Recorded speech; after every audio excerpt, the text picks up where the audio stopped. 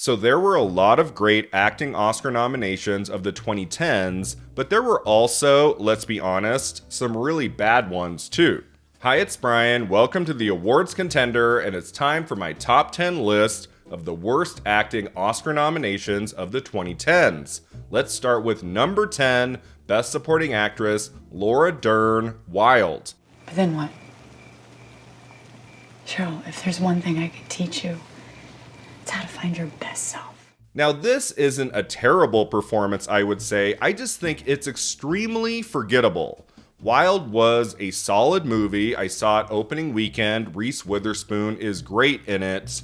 But Laura Dern as her mother only gets a few scenes throughout that movie, and I don't remember her performance at all. It was kind of surface level. There's not a whole lot for her to do in that film. And that sort of surprise Oscar nomination for Dern felt more to me as like, we love Laura Dern. It's been more than a couple of decades since she got her previous Oscar nomination for Rambling Rose, and Dern had consistently been putting in good work in film and television year after year. She's also very good in The Fault in Our Stars, which also came out in 2014.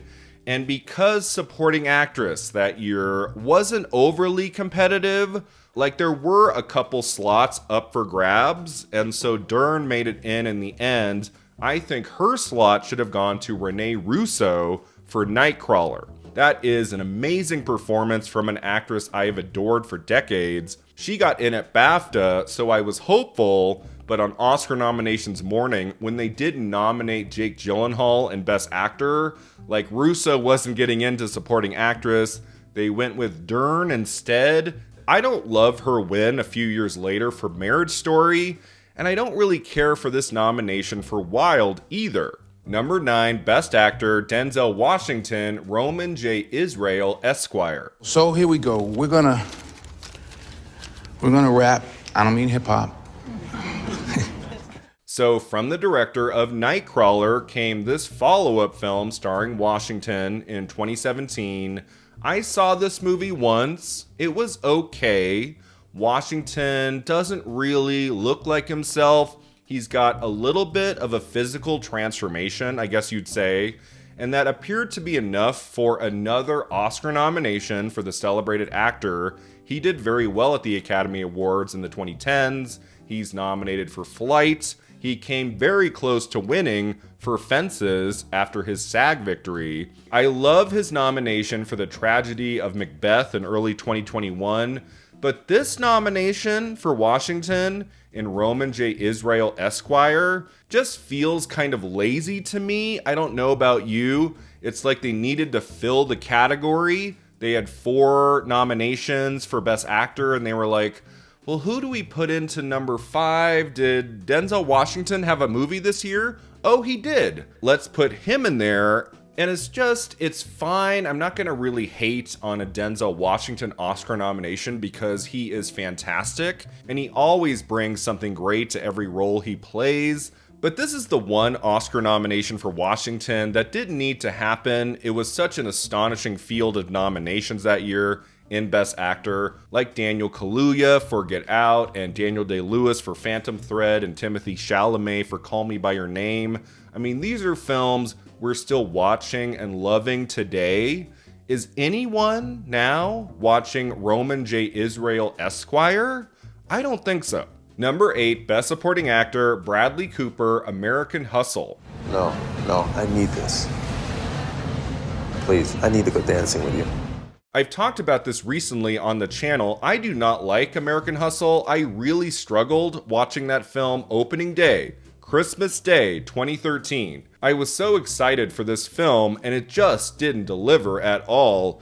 And I was kind of shocked to see how well it did that award season. Like, give Amy Adams and Jennifer Lawrence nominations for things, okay? Maybe even Christian Bale, he's very good in that movie too, even if I had a lot of problems with the narrative and the pacing and things. But Bradley Cooper in Best Supporting Actor, what was that about? Like, what did he really bring to that movie? Not much, besides, I guess, his hairstyle, his dance moves. This is not a very good or memorable performance, and so it is kind of a head scratcher to me why he got in at the Oscars for this. It was like they were just checking off all the names of the actors from American Hustle. Like any category they could put all of these people into, let's give it lead actor, lead actress, supporting actor, supporting actress. And like we could have nominated the other three, I can live with those nominations. But Cooper in supporting actor,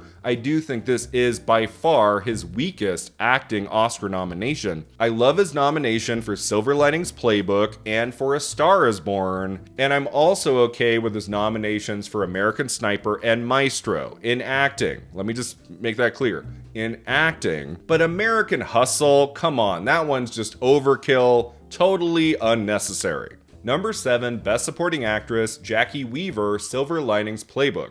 We have to tell him that she's going. But that's a lie. That's a white That's a white lie. What's that matter? That's no big deal. So it's a little lie. Now, oddly enough, we have the same situation here as I just talked about with Cooper and American Hustle, in that Silver Linings Playbook, also directed by David O. Russell the year before, also overperformed at the Oscars and got into every acting category. 3 of these acting Oscar nominations are great. Cooper in Best Actor, Jennifer Lawrence in Best Actress, she won of course, and Robert De Niro in Best Supporting Actor. Those nominations for this movie are great and can stay, but then it's like, Jesus Christ, did we also have to nominate Jackie Weaver in Supporting Actress too? No, she really didn't show up at all that award season, but then got that surprise Oscar nomination in Supporting Actress. And it was like, geez, they really love this movie. It's like if they could have given Silver Linings Playbook 37 Oscar nominations, they would have. Because as much as I adore Jackie Weaver as an actor, I love her nomination from 2 years before for Animal Kingdom, but I just don't think she had enough to do in Silver Linings Playbook to warrant an Oscar nomination. It's not her fault at all, it's the screenplay that never gives her a chance to shine. And so, while she's perfectly good in Silver Linings Playbook, like, is that an Oscar-worthy role? No. It was a totally silly nomination stemming from that abundance of love for Silver Linings Playbook from the Academy, and like Bradley Cooper's nomination for American Hustle a year later, it just came off as overkill. Number 6, Best Actress, Charlize Theron, Bombshell. A hotline in this building is like a complaint box in occupied Paris.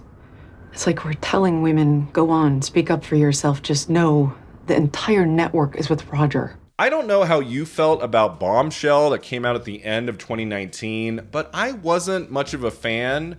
I had been looking forward to it. I thought it was an interesting idea for a film, but it was a bit of a womp womp at the end of the day. When I walked out of the theater, I felt like I hadn't been given very much. Bombshell to me just felt like a lot of impersonations and not much of a story grounded in reality. I thought that Best Supporting Actress nomination for Margot Robbie was a bit of a shrug, and then Charlize Theron getting into Best Actress for playing Megyn Kelly in Bombshell. I was just never on board that train, even though I love Theron as an actress. I think her win for Monster is one of the best acting Oscar wins of all time. She is absolutely incredible in that movie, but her other 2 Oscar nominations I don't really care for. North Country, like, she's good in that movie. Did she need to get an Oscar nomination for that one? I'm not sure. And then when it came to Bombshell, it felt like the nomination was more for the makeup job done to make her look like Kelly than it was for the performance itself. The resemblance is pretty uncanny, I'll give you that. But is this one of her best performances in the movies? I don't really think so. I don't think she gets any great scenes in that movie that you're necessarily thinking about days later. I do think this is a pretty weak Best Actress Oscar nomination of the 2010s. I think Charlize Theron gave much better performances that decade, like in Tully and Young Adult, and especially Mad Max Fury Road. Like, come on, that would have been an all-timer nomination if Theron had been recognized at the Oscars for Mad Max Fury Road, but instead her one nomination that decade is for Bombshell. No thanks. Number 5, Best Supporting Actress, Kathy Bates, Richard Jewell. My son is innocent. Mr. President, please clear my son's name. This nomination kind of infuriated me. Like, this one was ridiculous. I believed it then, and I believe it now. Jennifer Lopez should have received her first Oscar nomination for Hustlers. Think what you want of that movie. She is incredible in it. She has such a dynamic presence, such energy, such charisma in that film. And she got into, I think, every precursor ceremony. She might have missed one, but she did very well that award season. She wasn't winning anything. This, of course, was the year where Laura Dern swept the season for Marriage Story. Unnecessarily, I would say. I liked her in Marriage Story. I thought she was better in Little Women. I don't know, Best Supporting Actress in early 2020 was kind of a mess. Lopez, I thought, was one of the best performances in that category, and then she's snubbed on Oscar nominations morning so that Scarlett Johansson can have 2 nominations, one in lead actress for Marriage Story, and one in supporting actress for Jojo Rabbit's. Like, I'm okay, I guess, with that nomination for Jojo Rabbit. She's good in that film, but Kathy Bates in Richard Jewell, give me a break. Richard Jewell from director Clint Eastwood was such a mediocre film that I was not thinking about the next day. It's just kind of there. It doesn't really move you, and I feel like if we were to give this movie a major nomination, it would be for Paul Walter Hauser in the title role, not Kathy Bates, who cries in the movie, sure, playing his mom. She shows a lot of distress. I don't know, this nomination to me felt kind of lazy and also strategic in a way to ensure that Jennifer Lopez wouldn't be nominated. Like, let's go back to an old favorite, Kathy Bates, who won one of my favorite acting Oscars for Misery. I have talked about that win on the channel all the time. I love her Oscar-winning role as Annie Wilkes in Misery, and I also really adore her other 2 nominations for Primary Colors in '99 and About Schmidt in 2003. Those are all fantastic. But then we get to Richard Jewell, and it just feels kind of obvious and safe. I believe this was the only nomination at the Oscars for the movie. So yeah, I love Kathy Bates, of course, but this nomination can go. Number 4, Best Actor, Eddie Redmayne, The Danish Girl.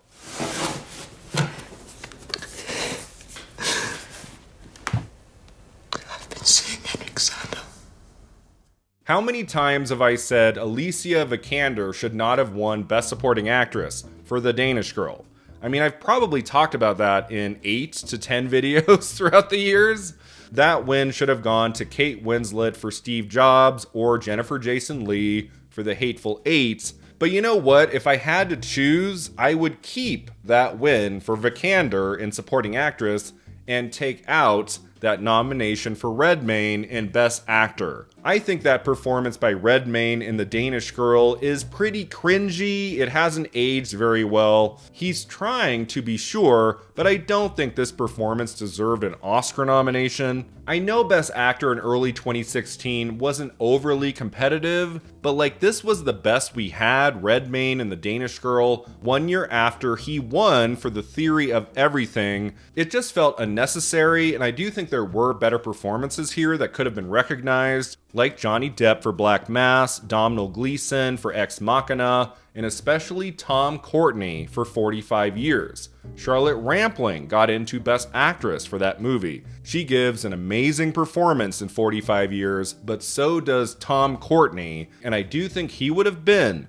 a better Oscar nomination that year in Best Actor over Eddie Redmayne for The Danish Girl. Number 3, Best Supporting Actor, Kenneth Branagh, My Week with Marilyn. Do you know what would make Marilyn Monroe a real actor? A season in rep. They wouldn't stand for this kind of nonsense at the Hippodrome at Eastbourne. I mean, talk about forgettable. So forgettable. Like, does anybody even remember Branagh got this Best Supporting Actor nomination at the Oscars for My Week with Marilyn, which was in every way a showcase for Michelle Williams, who won at the Golden Globes and at the Film Independent Spirit Awards and did pretty well that award season for a performance that's kind of divisive. I don't know how many people today really love that Williams performance, but at the time, it was pretty impressive, and I do think she deserved that Academy Award nomination in Best Actress, but Branagh in Best Supporting Actor, come on. The only reason he's in there, the only reason he got nominated pretty much everywhere that award season was that he's playing Laurence Olivier in My Week with Marilyn. And everybody knows and remembers and loves Laurence Olivier, who was an Oscar winner himself. And so it's like, okay, check Branagh's name off the list. Of course he has to get in, but he didn't have to get in for that performance. There is nothing he's doing in that movie I felt was awards worthy. Like, he's not bad, but he's also not memorable, and it's not worthy of an Oscar nomination, especially in a year where Albert Brooks gives a monumental performance in Drive. That is one of my favorite villainous performances in the movies in the 2010s, and Brooks got into a few precursor ceremonies. He won a lot of critics' prizes. Drive, I know, was not everyone's cup of tea, but it was my favorite film of 2011, and being a big fan of Brooks' comedic work in films like Lost in America and Defending Your Life and Mother, I thought he gave such a remarkable dramatic performance in Drive, such a chilling villain, and we go with Kenneth Branagh for My Week with Marilyn? No. Number 2, Best Actress, Meryl Streep.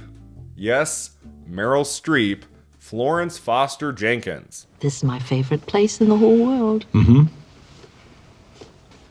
And I'm going to sing here. I am such a huge fan of Meryl Streep. I have made countless videos about her career on this channel. I am about to complete an 8-part video series all about Meryl at the Oscars. Of her 21 Oscar nominations, they're not all amazing performances, but I would rank 2 at the bottom. Into the Woods, which got her a Best Supporting Actress nomination, but her worst nomination, like the worst one, is Florence Foster Jenkins. I don't even think it's a question. I do think this is her worst performance to get an Oscar nomination.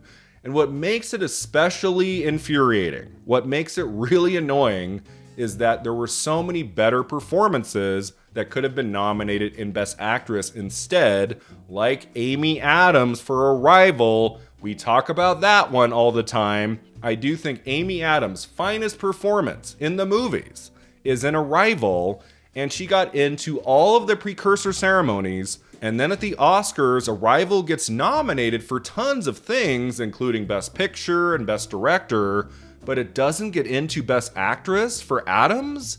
It still makes no sense to me, but it's like to make room for Streep again at the Oscars for her 20th Oscar nomination for a movie that's just okay. I mean, she's having fun with this role as a terrible opera singer. It's not a bad performance, it's not a bad movie, but like, we could have skipped this Oscar nomination, I think, for Streep.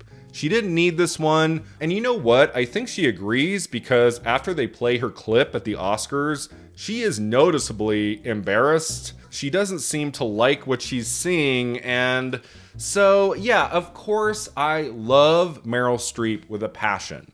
I think it's really cool that she has 21 Oscar nominations, by far the record, right? That record by an actor will probably never be broken. I mean, even if Streep never gets another Oscar nomination, I hope she does. I really, really hope she comes back to the movies and gets some more Oscar nominations. But I do believe with my whole heart, if there was one Oscar nomination for Streep we should take away and give to someone else, it is her nomination for Florence Foster Jenkins. That should have gone to Amy Adams for Arrival. All right, that takes me to my number 1 choice. What do I think is the worst, like the absolute worst acting Oscar nomination of the 2010s? This was a very easy call to make. My number 1 choice is Best Supporting Actor, Sam Rockwell, Vice. Too visible for you? Yeah. Bring it a little closer, yeah. How's my hair? This nomination completely stupefies me. I don't know why this happened, other than, I guess, Vice was a well-liked movie at the end of 2018, and there's a lot of like prosthetics and makeup turning actors we know into these real-life figures. Christian Bale as Dick Cheney, Amy Adams as Lynn Cheney. I just talked about how Adams very much deserved an Oscar nomination for Arrival. She didn't really need to be nominated for Vice. She's okay in that movie. I do think Christian Bale is very good in Vice. I had some problems with that movie, but the Bale performance is not one of them. He is excellent in that movie. I'm fine with his nomination, but Sam Rockwell playing George W. Bush, give me an effing break, seriously. This performance by Rockwell does not work. It is borderline comical, like SNL parody. Also, he's not in the movie very much. It's an extended cameo, let's be honest. And in early 2019, the Academy thought Rockwell deserved an Oscar nomination for this? Like, for this. Really. It just came off as really weird and lazy in a way, because it's like, well, we gave Sam Rockwell the Oscar and Best Supporting Actor the year before for a much better performance in 3 Billboards Outside Ebbing, Missouri. Let's just give him another nomination again. He's perfectly fine in Vice. Maybe it's not the best performance of his career, but let's just invite him back again. And it's like, oh God, it drives me crazy when an actor as talented as Sam Rockwell is snubbed for an amazing performance like he gives in The Way, Way Back from 2013, but then gets in for Vice, which is just not very good. It's an extremely cringy impersonation of George W. Bush that should not have come anywhere close to an Academy Award nomination. I mean, come on, there were so many better performances that could have been nominated here instead. Like Timothée Chalamet, who is so emotionally devastating in Beautiful Boy. Or what about Josh Hamilton, who was so great as the dad in 8th grade? Or what about Alex Wolff, who was absolutely incredible in Hereditary? Honestly, now, don't you agree any one of those performances would have made a much better Oscar nomination and Best Supporting Actor? Sam Rockwell as George W. Bush in Vice? Holy shit. That truly is the worst acting Oscar nomination of the 2010s.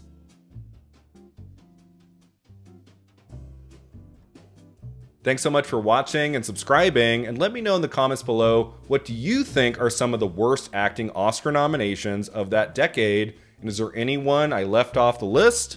We'll see you next time at the Awards Contender.